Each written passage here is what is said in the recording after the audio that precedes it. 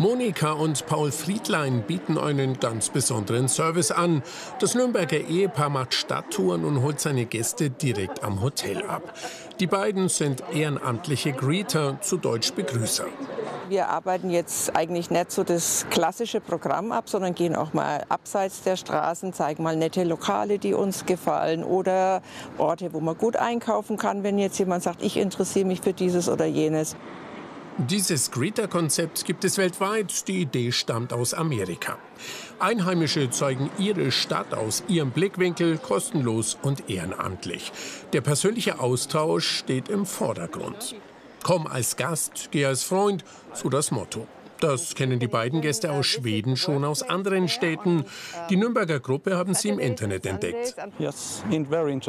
Es ist sehr interessant, ihre Sicht über die Stadt zu hören und zu erfahren, was sehenswert ist und was nicht. Das ist das Beste daran.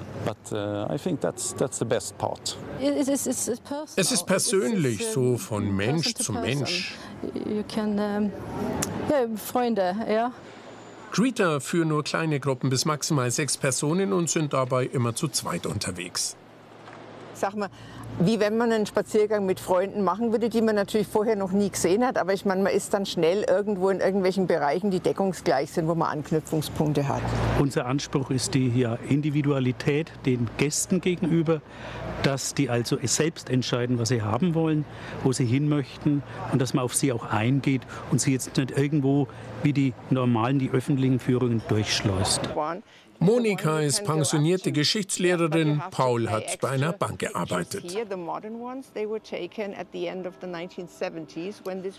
Auf ihre Tour haben sie sich vorbereitet, Reiseführer studiert, Mappen zusammengestellt und Infos gesammelt. Ein paar hundert Meter weiter lotst Annette Gebhardt eine Gruppe durch die Altstadt. Sie ist der Profi hier. Studierte Historikerin, ein Jahr lang ausgebildet beim Verein der Gästeführer Nürnbergs, 100 Stunden lang auf Herz und Nieren geprüft in Theorie und Praxis. Die Ausbildung hat sie selbst bezahlt.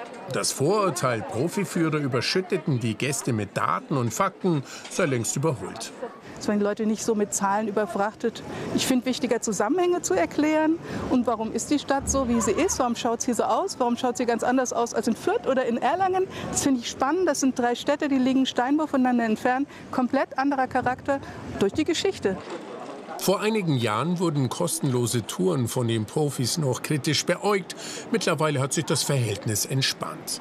Im letzten Jahr verkaufte der Verein der Stadtführer mit seinen 80 Profis rund 14.000 Tickets für öffentliche Führungen. Dazu kamen 3.200 Gruppentouren. Mit diesen Zahlen können die ehrenamtlichen Greeter nicht ansatzweise mithalten, weiß die Gründerin der Gruppe Astrid Klier-Marx. Bisher bekommt sie eine Handvoll Anfragen pro Woche, Tendenz steigend. Ich denke, wir sind eine sehr schöne und sympathische Ergänzung für eine ganz bestimmte Klientel.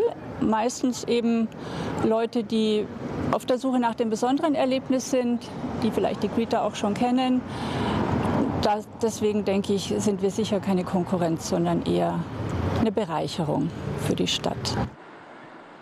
Auch in Bamberg gibt es für die 7,8 Millionen Tagestouristen kostenlose Angebote.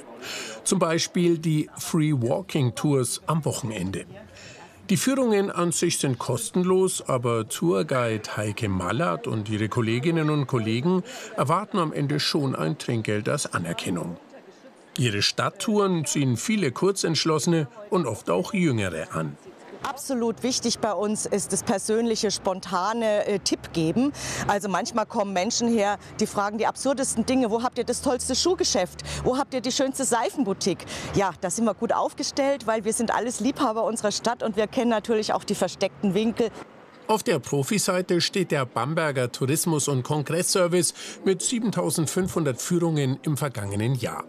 Im November werden wegen der großen Nachfrage neue Kräfte ausgebildet. Die zertifizierten Führer sieht man hier auch als Botschafter der Stadt. Und Sie wissen nie am Anfang von der Führung, welche Gäste haben Sie denn heute? Sind es wirklich die gut ausgebildeten, die viel wissen wollen, die viel fragen? Oder haben Sie Gäste, die einfach einen gemütlichen Spaziergang durch die Stadt machen wollen und eher so Geschichtchen hören wollen? Das wissen Sie im Vorfeld nie. Aber Sie brauchen ein breites Fundament, um einfach auf alle Fragen immer wieder eine Antwort zu haben. Paul und Monika haben ihre schwedischen Gäste derweil zur Kaffeepause in ihr Lieblingscafé eingeladen. Auch für sie selbst sind die Touren jetzt im Ruhestand eine echte Bereicherung. Man ist stolz auf seine Stadt. Ich bin auch hier geboren. Ich bin hier aufgewachsen. Ich habe die Stadt eigentlich nie verlassen. Aber die Ecken, die ich jetzt sehe als Greeter, habe ich eigentlich, muss ich jetzt ganz ehrlich gestehen, zuvor nie gesehen, weil ich auch die Zeit nicht hatte.